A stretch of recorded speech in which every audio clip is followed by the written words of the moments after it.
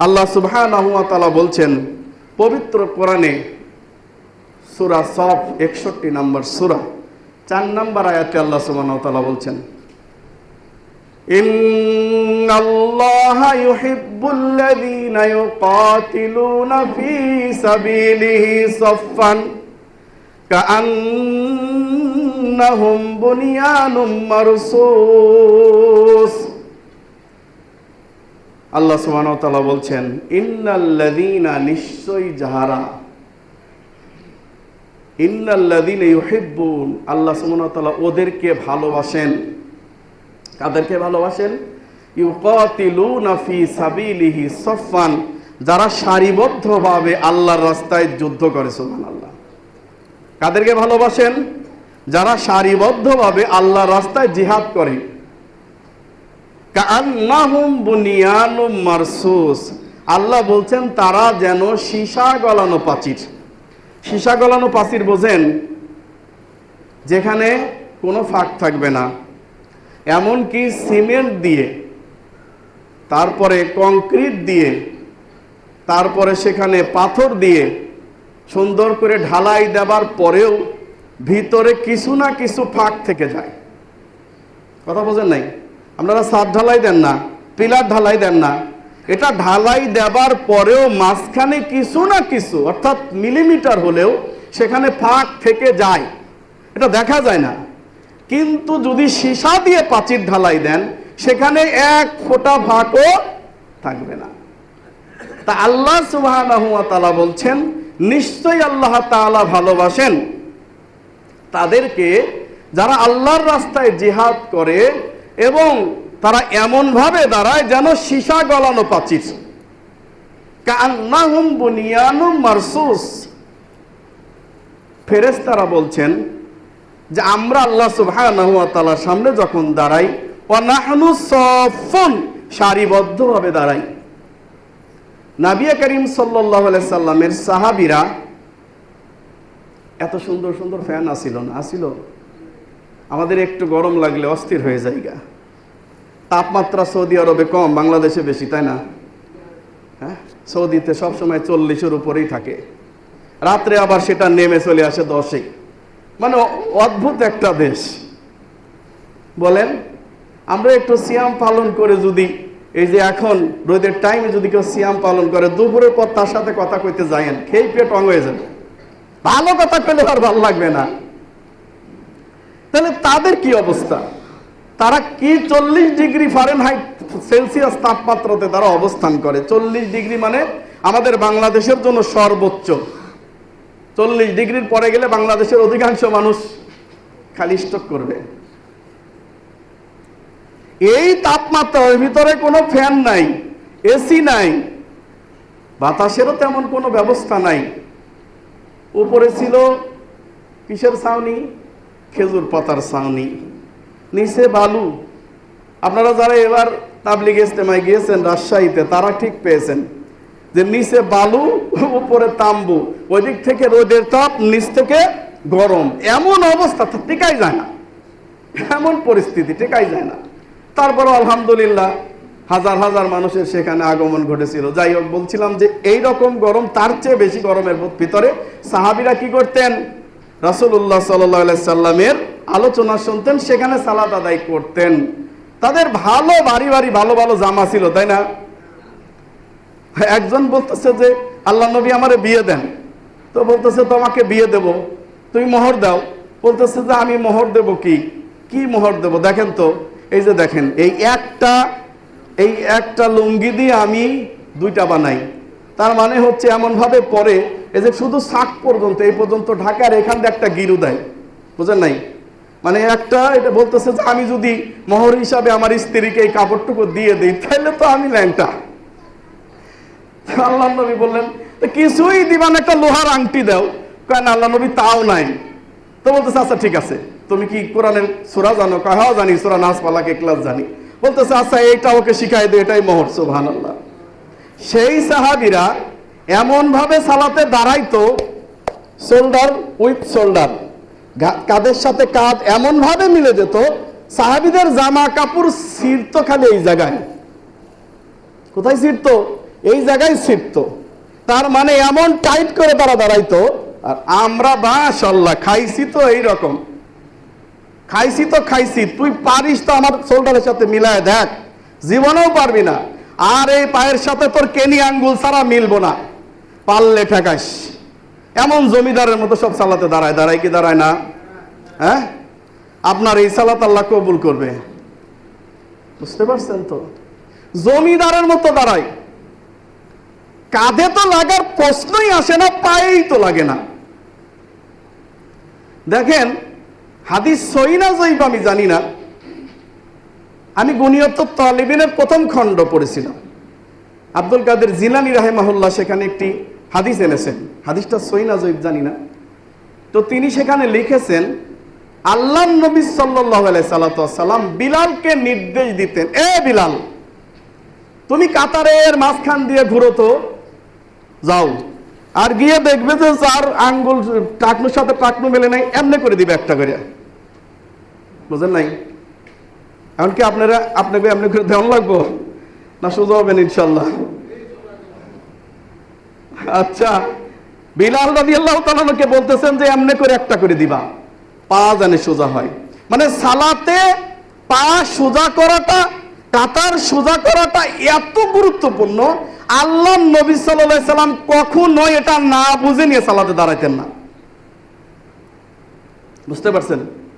কখনো না বুঝে নিয়ে যে সালাত সোজা, কাতার সোজা হয়েছে কি হয় নাই, এতটুকু না বুঝে না সিদ্ধান্ত নিয়ে তিনি সালাতে দাঁড়াতেন না। সহিহ মুসলিম খণ্ড নাম্বার 2 ইসলামিক ফাউন্ডেশন কর্তৃক প্রকাশিত সালাতের অধ্যায়ের 962 নম্বর হাদিস, রাসূলুল্লাহ সাল্লাল্লাহু আলাইহি সাল্লাম একদিন সালাতের কাতারে দাঁড়ালেন। দাঁড়ানোর পরে সবাই তো শোল্ডার বাই শোল্ডার, তারপরে আপনার লেগ বাই লেগ একদম লাগায় দাঁড়াইছে, সব ঠিক আছে। খালি একটা সাহাবী এমনি করছে, একটু বুকটা খালি এদিকে একটু এদিকে গেছে, কথা বোঝেন নাই? একটা সাহাবীর বুকটা খালি সামনের দিকে আসছে।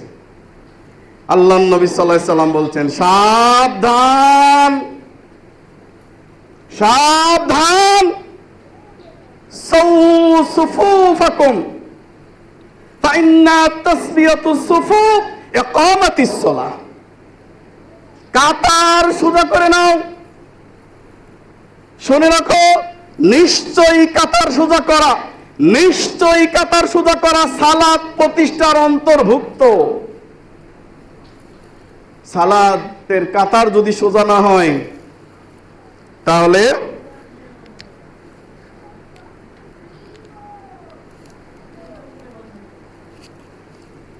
কাতার যদি সোজা না হয় তাহলে সেই সালাত প্রতিষ্ঠা হবে না।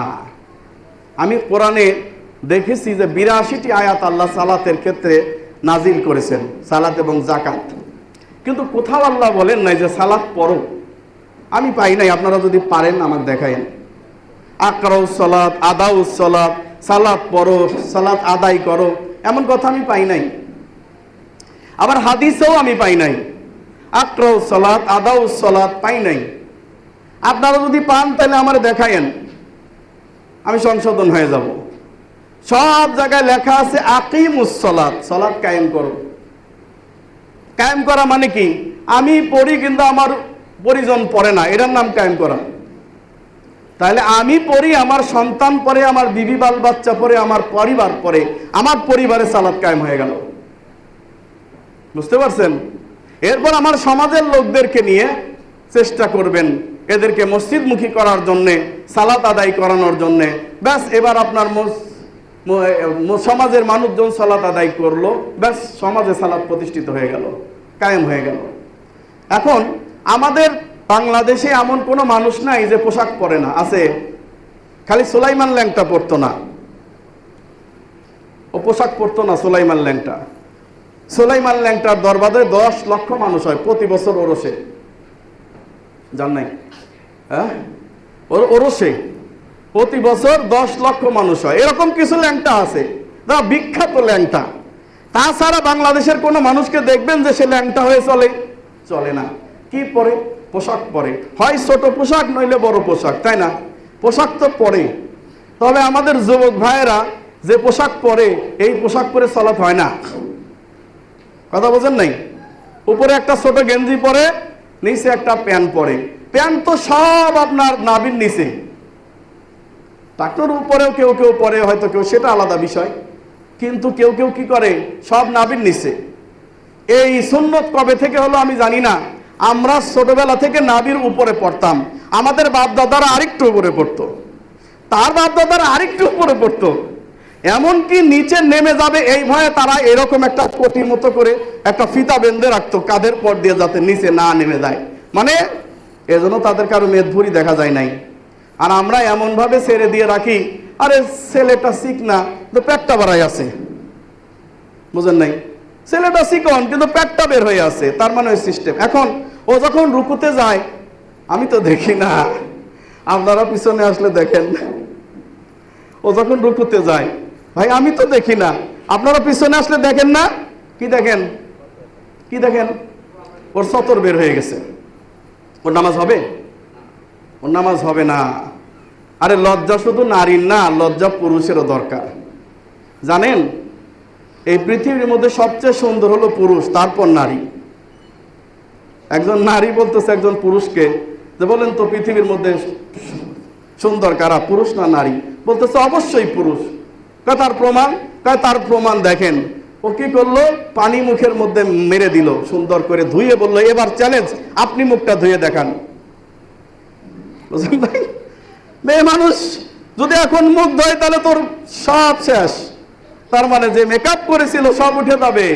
তাহলে সুন্দর পুরুষ মানুষ, ইউসুফ, কোথাও বলা হয় নাই যে পৃথিবীর অমুক নারী পৃথিবীর সর্বশ্রেষ্ঠ সুন্দরী, এর চাইতে বেশি সুন্দরী আর কেউ নাই। কিন্তু বলা হয়েছে যে আল্লাহ তাআলা পৃথিবীর অর্ধেক সৌন্দর্য দিয়ে সাইয়েদানা ইউসুফ আলাইহিস সালামকে সৃষ্টি করেছেন। সুবহানাল্লাহ। পৃথিবীর অর্ধেক সৌন্দর্য দিয়ে আল্লাহ তাআলা ইউসুফ আলাইহিস সালামকে সৃষ্টি করেছেন। ইউসুফ আলাইহিস সালাম যখন নারীদের সামনে গেল, তখন সব নারী কি করলো, কোরআনের আয়াত, যে তারা আপেল কাটতে গিয়ে তাদের নিজ হাত কেটে ফেললো। তাহলে পুরুষ বেশি সুন্দর, তো তার পর্দা তো আগে দরকার। তো কিভাবে আপনি আপনার পর্দাটাকে একেবারে লঙ্ঘন করতেছেন? এটা তো ঠিক না। আপনাকে পুরো দোস্তর আপনাকে বোরখা পরতে হবে তা না, কিন্তু আপনার ইজ্জত আবরু যেন ঢেকে থাকে। এমন প্যান্ট পরছেন আপনার সামনের দিক সব বোঝা যায়। বোঝা যায় কিনা? বোঝা যায়। তো কি বোঝাতে চাচ্ছেন আপনি? আপনার কি পর্দা নাই? আপনার লাজ শরম নাই? লজ্জা নাই? লজ্জা কি বেঁচে গিয়েছেন?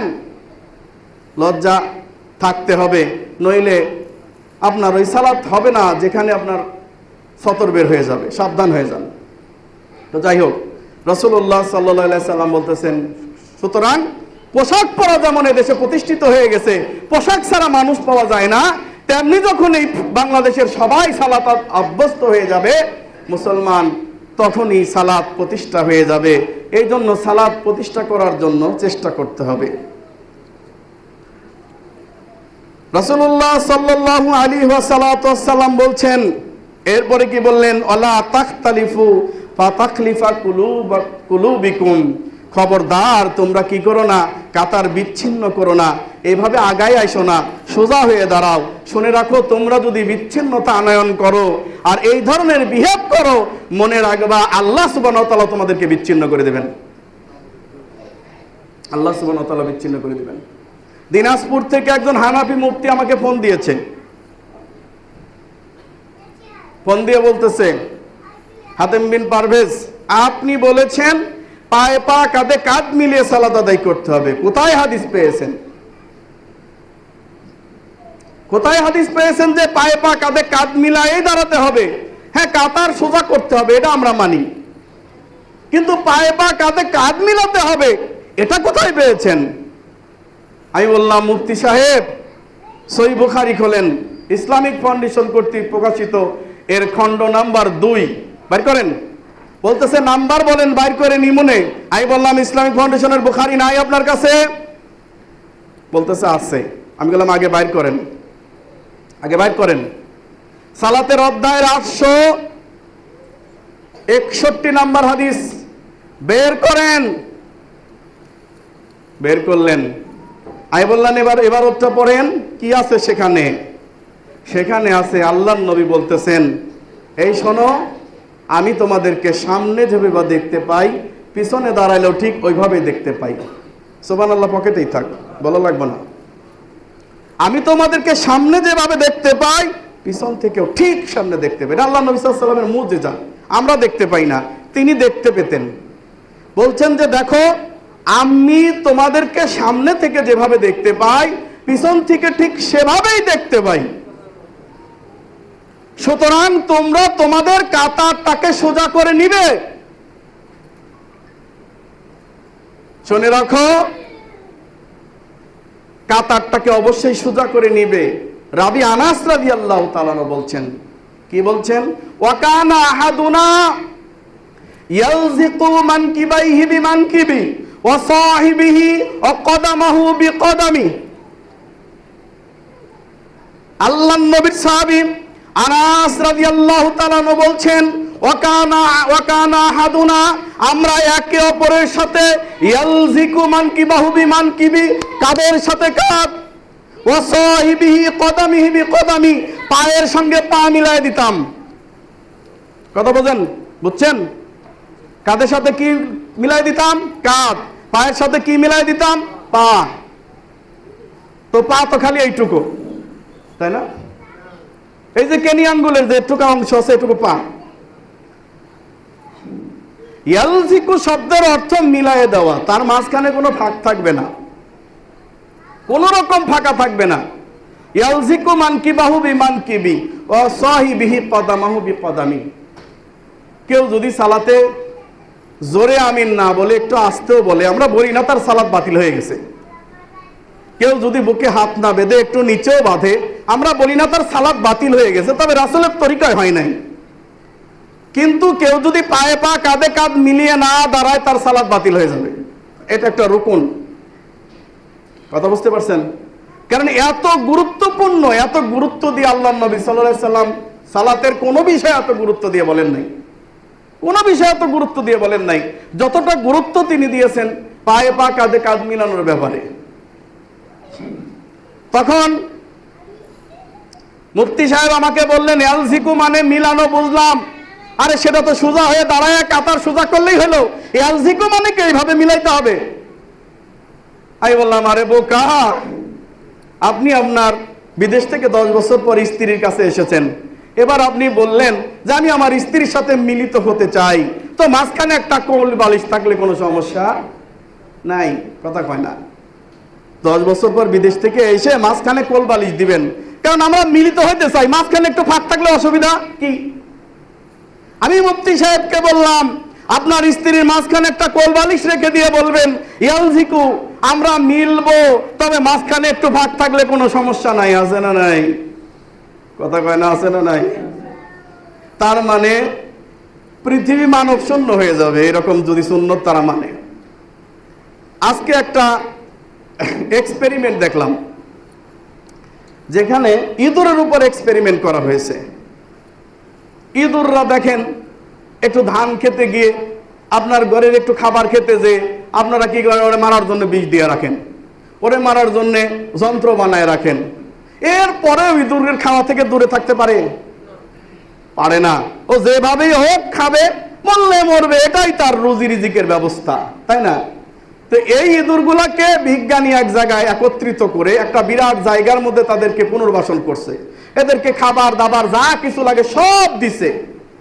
দেওয়ার পরে কিছুদিন তারা খুব আরামে এসে রয়েছে যে আমাদেরকে আর কর্ম করে খেতে হয় না, কষ্ট করে খেতে হয় না, ধরা পড়ার ভয় নাই, মরার কোনো ভয় নাই। এইভাবে আস্তে আস্তে আস্তে আস্তে আস্তে আস্তে তারা কি হলো, পুরুষেরা সব অলস হয়ে গেল, আর নারীরা খালি জন্ম দিতে থাকলো। এরপরে কিছুদিন পরে ঘটনা ঘটলো, পুরুষরা খালি শুয়ে শুয়ে ঘুমায়, আর নারীরা নিজেদের বাচ্চাদেরকে ছিঁড়ে ফেরে খাওয়া শুরু করলো। মানে ওইগুলা খাবার আর ভালো লাগে না, বিজ্ঞানী যে খাবার দিছে সেটা ভালো লাগে না। আপনারা মনে হয় একটু বুঝছেন, যাদের জ্ঞান আছে, বুঝেন নাই? অ্যাপস্টাইন ফাইল যে উন্মুক্ত হলো, এই যে আপনার কি বলে ইলন মাস্ক, পৃথিবীর এত টাকা আছে যে প্রতিদিন 100 কোটি টাকা করে খরচ করলেও তার 100 বছরের টাকা ফুরাবে না। তো এদের রুচি কোথায় গিয়ে মানুষে এখন খাওয়া শুরু করছে, নাউজুবিল্লাহ। মানুষে খাওয়া শুরু করছে, ফ্রাই করে খেতেছে, ভেজে খাইতেছে, আছে না? তো এই ওদের মধ্যে এই জীবন আচরণ এরকম হয়ে গেল যে আর কোনো অভাব নাই, কি করবে, নিজেদের সন্তানদের খাওয়া শুরু করে দিয়েছে। আর কিছুদিন পরে ওই যে জাতিগুলাকে নিয়ে, ইঁদুর জাতিগুলাকে নিয়ে যে কলোনিটা করেছিল, মরে সব শেষ। তার মানে আমাদের যে দুঃখ বেদনা, আমাদের যে কম ইনকাম, এটা আমাদের জন্য আল্লাহর রহমত, বলেন না সুবহানাল্লাহ। যদি আজকের এই কম ইনকাম আর কম এটা না থাকতো, সবারই যদি সবকিছু থাকতো, এই মানব জাতি ধ্বংস হয়ে যেত মাত্র 100 বছরের মাথায়, মানব জাতি থাকতো না। আল্লাহর পরিকল্পনা যে কত বড় পরিকল্পনা, সে সম্পর্কে আপনার আমার কোনো জ্ঞান নাই। আল্লাহ সুবহানাহু ওয়া তাআলা আমাদের বোঝার তৌফিক দান করুন, আল্লাহুম্মা আমিন। এরপর রাসূলুল্লাহ সাল্লাল্লাহু আলাইহি ওয়াসাল্লাম বলছেন, আকিমু সুফুফাকুম ওয়া তারাসসু, তোমরা তোমাদের কাতারকে সোজা করে নাও। মোট কথা হচ্ছে, আপনি মেশকাত খুলবেন, মেশকাতে দেখবেন একটা অধ্যায় আছে, নাম কি, বাবুত তাসবিয়াতুস সুফুফ, কাতার সোজা করা অধ্যায়। এখানে 1085 থেকে 1100 পর্যন্ত হাদিস আছে, মোট 15টা, বলেন সুবহানাল্লাহ। কয়টা হাদিস? 15টা হাদিস, একই অধ্যায় একইভাবে, এত গুরুত্বপূর্ণ একই অধ্যায় একইভাবে লেখা রয়েছে, বাবুত তাসবিয়াতুস সুফুফ। অনুবাদ করছে নূর হোসেন আজমি, হানাফি মানুষ, ইসলামিক ফাউন্ডেশন থেকে অনুবাদ হয়েছে, হানাফি তারা। এবার তাহকিক আলবানী নাসিরউদ্দিন আলবানী এটা অনুবাদ করেছেন, তাহকিক নাসিরউদ্দিন আলবানীর মেশকাত রয়েছে, সেখানে দেখে নেবেন। মনে রাখবেন 1085 থেকে 1100 পর্যন্ত কি অধ্যায়? কাতার সোজা করা অধ্যায়। এবার আসেন, রাসূলুল্লাহ সাল্লাল্লাহু আলাইহি ওয়াসাল্লাম বলছেন, আবু দাউদ মেশকাতের 1093 নম্বর হাদিস, রুসু সুফুফাকুম ওয়া কারিবু বাইনাহা ওয়াহাযু বিল আনাক, তোমরা তোমাদের কাতারকে সোজা করে নাও, পরস্পর নিকটবর্তী হও। ওয়াহাযু বিল আনাক, তোমাদের কাঁধটাকে শক্ত করে রাখো না, নরম করে দাও। ফাওয়াল্লাযী নাফসি বিয়াদি, যার হাতে আমার প্রাণ রয়েছে, আল্লাহ তাআলার কসম করে বলছি, ইন্নী লা আরা শাইতান ইয়াদখুলু মিন খালালিস সাফফি কান্নাহাল হাযাফু, আমি কালো কালো ছোট ছোট বিড়ালের বাচ্চার মতো দেখতেছি, শয়তান তোমাদের কাতারের ভাগে দাঁড়ায় গেছে। এখন আমরা আহলে হাদিস দাবি করিয়া কিনে আঙ্গুল আর কিনে আঙ্গুল মিলাই এখানে মাঝখানে ফাঁক রাখলাম, এই জায়গায় কালো বাচ্চা ঢুকতে পারবে কি পারবে না? শয়তান ঢুকতে পারবে কি পারবে না? আমার কথা আপনারা মাইন্ড করেন না। সালাতের জন্য আপনাকে আমি আহ্বান করছি, সঠিকভাবে সালাত আদায় করার জন্য আমি আমার দায়িত্ব বলে গেলাম, এবার আপনার মানার দায়িত্ব। আমি আপনাকে পিটায়ে মেরে দায়িত্ব পালন করতে পারবো না, কথা কোন ঠিক কিনা? অতএব আহলে হাদিস নিজেদেরকে নাম দিয়েছেন, সুতরাং আগে নিজের নামাজের কাতারটা সোজা করেন, তারপর বাদ মে দেখুঙ্গে। তাহলে কালো কালো বিড়ালের বাচ্চার মতো সেখানে শয়তান দাঁড়িয়ে গেছে। রাসূলুল্লাহ সাল্লাল্লাহু আলাইহি সাল্লাম বলছেন, তোমরা কাতার মিলিয়ে দাঁড়াইলে আল্লাহর রহমত নাজিল হয়, আর কাতার বিচ্ছিন্ন করলে আল্লাহর গজব নাজিল হয়, নাউজুবিল্লাহ। এখন আসেন এর ফজিলত, কাতার সোজা করার যে ফজিলত, আশ্চর্য হয়ে যাবেন। আন আয়েশা রাদিয়াল্লাহু তাআলা আনহা ক্বালাত ক্বালা রাসূলুল্লাহ সাল্লাল্লাহু আলাইহি সাল্লাম, আয়েশা রাদিয়াল্লাহু তাআলা আনহা বলেন, রাসূলুল্লাহ সাল্লাল্লাহু আলাইহি সাল্লাম বলেছেন, ইন্নাল্লাহা, নিশ্চয় আল্লাহ, ওয়া মালাইকাতাহু, এবং তার ফেরেশতারা, ইউসাল্লুনা আলাল লাযীনা ইয়াসিলুনা সুফুফ, আল্লাহ তাআলা নিজে তার জন্য দয়া করেন, ফেরেশতারা দয়ার জন্য দোয়া করেন, কাদেরকে? যারা কাতার মিলিয়ে দাঁড়ায়। সুবহানাল্লাহ।